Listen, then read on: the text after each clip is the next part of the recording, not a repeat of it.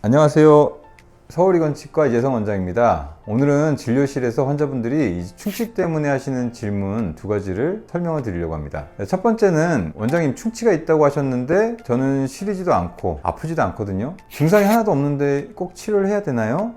두 번째는 예전에는 좀 많이 아팠는데 지금은 또 괜찮아졌어요. 이제 치료를 안 받아도 되겠죠? 이 두 질문을 들어보면 좀 비슷한 내용입니다. 둘 다 지금은 안 아프다는 내용이니까요. 그런데 사실은 치아 속 상태도 그 치료 방법도 완전히 다른 경우가 많습니다. 충치 치료를 필요하는 환자분들이요, 저희 치과에서 검진을 해보면 대부분이 그 증상을 못 느끼는 분들이 많습니다. 한 10분 중에 9분은 그 증상이 좀 없으신 것 같아요. 반대로 한참 시리고 아프다가 그게 없어진 치아는 오히려 신경치료까지 가야 될 가능성이 높습니다. 왜 그런지 하나씩 좀 쉽게 설명을 드려보겠습니다. 먼저 이 말씀부터 드릴게요. 충치가 있다고 해서 무조건 다 치료를 해야 되는 건 아닙니다. 진행되지 않고 이제 멈춰있는 충치를 우리가 정지의식이라고 하는데, 이런 충치는 증상도 없고 관리만 잘하면 굳이 손대지 않아도 괜찮은 경우가 많습니다. 저희 치과에서 19살 교정하고 있는 여학생인데요, 입을 벌렸더니 이제 까만색 점이 보여요 하면서 이제 걱정돼서 왔어요. 보면 왼쪽 아래 어금니에 까만색 조그만 점들이 보입니다. 이 앞에 거는요, 예전에 레진 치료를 받으셨던 게 그 주변으로 좀 변색이 있는 거고요. 그 뒤쪽은 충치가 있는데 우리 치아의 제일 바깥쪽 층, 그 껍데기 범랑질에만 있는 정지유식이기 때문에 이 둘 다 치료를 안 해도 되는 상태입니다. 한마디로 충치의 진행 속도가 좀 느리다라고 생각할 수 있겠죠. 다만 아무리 범랑질이라고 하는 이 껍데기는요, 단단한 돌이라고 생각하면 되는데요, 단단한 돌이라도 구멍을 뚫고 거기에 산성용액을 계속 부으면 이 돌도 녹는 것처럼 치아도 똑같이 녹게 됩니다. 음식물이나 세균이 만들어낸 산 때문에 이 범랑질이 바깥쪽 층이 점점 녹고 안쪽 상아질까지 충치가 내려오게 되면은 그때는 이제 치료가 필요합니다. 이 상아질에는 신경까지 연결되는 파이프라인이 있는데요, 충치가 여기에 들어오게 되면 이 자극이 신경으로 전달이 되면서 찬 거나 단 것, 뜨거운 것에 약간 시큰한 느낌을 느낄 수가 있어요. 여기서 중요한 게 있는데요, 이때도 다 아프신 게 아니에요. 충치의 진행 속도가 천천히 진행된다면 이 치아 자체가 스스로 방어막을 만들면서 증상이 없기도 하고요, 자극이 신경까지 좀 전달되는 강도가 약하면 깊은 충치 때도 증상이 없을 수도 있습니다. 이 환자분은 16살 남학생인데요, 보시면 똑같이 왼쪽 아래 어금니입니다. 아까 보셨던 환자랑. 그리고 겉으로 봤을 때는 이 까만 점의 크기도 아까랑 똑같이 보이지만 어떤 차이가 있냐면 이 주변 부위가 약간의 회색으로 보입니다.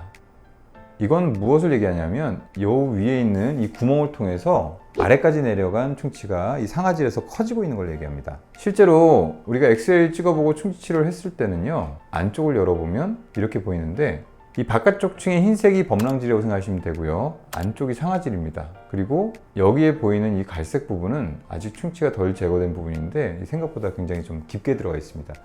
이 친구도 똑같이 증상은 전혀 없습니다. 검진을 하다 보면 환자분들이 전혀 모르고 계셨던 충치가 정말 많습니다. 이때도 많이 말씀하시는데 아프지 않은데 꼭 치료를 해야 되나요? 그래서 제가 꼭 드리고 싶은 말씀이 있습니다. 충치 치료의 기준은 통증이 아닙니다. 깊은 충치도 아프지 않을 수가 있어요. 정말 중요한 거는 이 충치가 진행되고 있는지가 중요합니다. 이미 상아질까지 들어온 충치는 그 속도가 느릴 뿐이지 계속해서 진행되게 됩니다. 오히려 이 안 아프고 초기에 발견된 충치 같은 경우는요, 진행성이라고 해도 치료가 더 간단하고 아프지 않게 끝날 가능성이 높습니다. 아프기 시작한 다음에 오시는 경우는 이미 신경 가까이까지 진행된 경우가 많기 때문에 레진이나 인레이로 간단하게 끝날 치료가 신경 치료까지 커지는 경우도 있을 수 있습니다. 그래서 첫 번째 질문의 답은 이렇습니다. 안 아파도 충치는 있을 수 있어요. 그리고 안 아플 때 발견하는 게 가장 좋은 타이밍일 수 있습니다.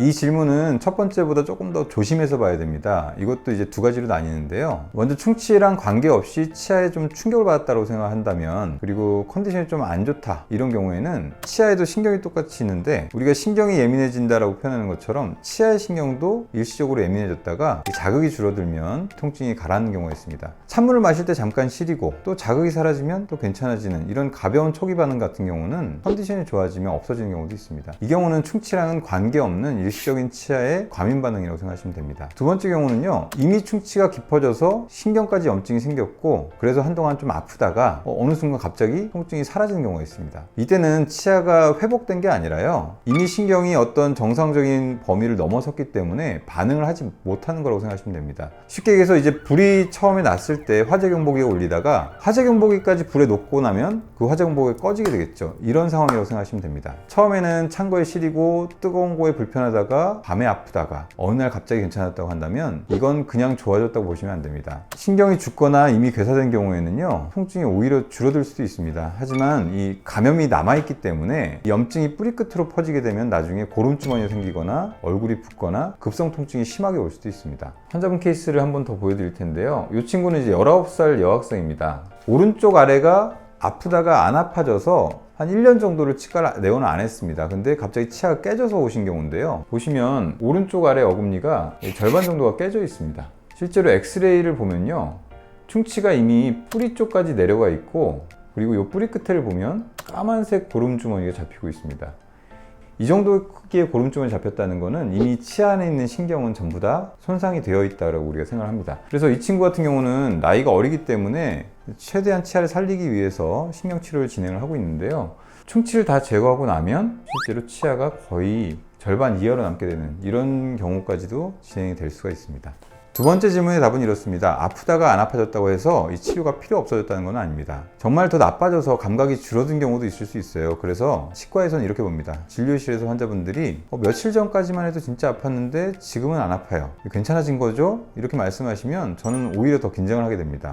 충치가 안 아프다고 해서 괜찮아진 게 아니거든요. 치과에서는 통증으로 충치 여부를 확인하지 않고요, 직접 눈으로 보고 그리고 엑스레이도 찍어보고 아니면 치아의 신경반응 검사까지를 해서 이 충치가 지금 어떤 상태인지를 종합적으로 확인을 하게 됩니다. 치아는 우리 몸에서 좀 특별한 조직입니다. 피부처럼 쇠살이 차오르지도 않고 뼈처럼 다시 붙지도 않아요. 이미 한번 손상된 치아는 원래대로 되돌릴 수는 없습니다. 그래서 치과에서는 가능하면 덜 삭제하고 가능하면 오래 쓰는 걸 가장 중요하게 생각합니다. 저희가 정말 드리고 싶은 말씀이 이거예요. 저희가 치료하는 이유는 치료를 많이 하기 위해서가 아니라 환자분의 자연 치아를 조금이라도 더 오래 쓸 수 있게 도와드리려고 하는 겁니다. 자연 치아만큼 좋은 건 없습니다. 충치는 작고 안 아플 때 발견하는 게 가장 좋은 치료가 될 수 있습니다. 치과를 아플 때만 온 곳이 아니라 아프기 전에 확인하는 곳이라고 생각하셨으면 좋겠어요. 오늘 영상도 도움이 되셨으면 한번 공유해 주시고 또 궁금하셨던 치과 상식 있으시면 댓글로 남겨주시면 감사하겠습니다. 서울이건치과 이성원장이었습니다.